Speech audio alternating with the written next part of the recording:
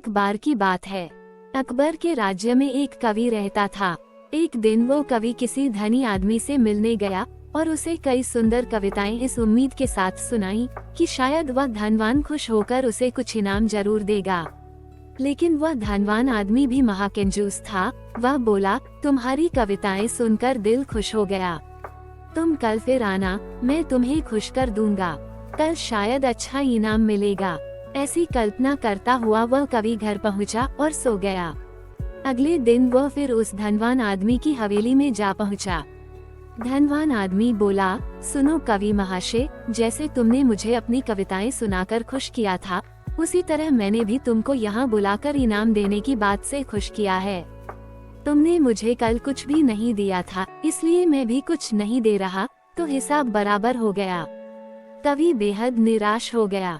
उसने अपनी आप बीती अपने एक मित्र को कह सुनाई। उस कवि का मित्र बीरबल का भी मित्र था, तो उसने ये बात बीरबल को बताई। उसकी बात सुनकर बीरबल बोला, अब जैसा मैं कहता हूँ वैसा करो। तुम उस धनवान आदमी से मित्रता करके उसे खाने पर अपने घर बुलाओ। अपने कवि मित्र को भी बुलाना, और मैं तो वहाँ मौजूद रहूंगा ही। कुछ दिनों बाद बीरबल की योजनानुसार कवि के मित्र के घर दोपहर के भोज का कार्यक्रम तय हो गया। नियत समय पर वह धनवान आदमी भी आ पहुंचा। उस समय बीरबल, कवि और कुछ अन्य मित्र बातचीत में मशगूल थे। समय गुजरता जा रहा था, लेकिन खाने पीने का कहीं कोई नामो निशान न था। वे लोग पहले की तरह बातचीत में व्यस्त थे।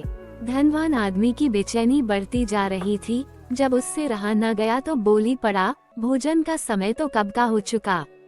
क्या हम यहाँ खाने पर नहीं आए हैं?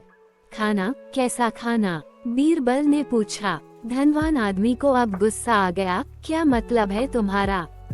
क्या तुमने मुझे यहाँ खाने पर नहीं बुलाया है? खाने का कोई निमंत्रण नहीं था।